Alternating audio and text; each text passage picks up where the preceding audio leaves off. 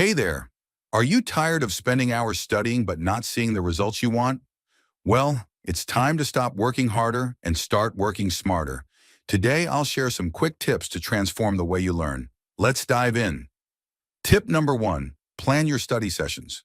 Use tools like calendars or apps to break your study material into manageable chunks. Allocate specific times for each topic. This avoids last-minute cramming and keeps you on track. Tip number 2, use active recall and spaced repetition. Instead of just reading your notes, quiz yourself regularly.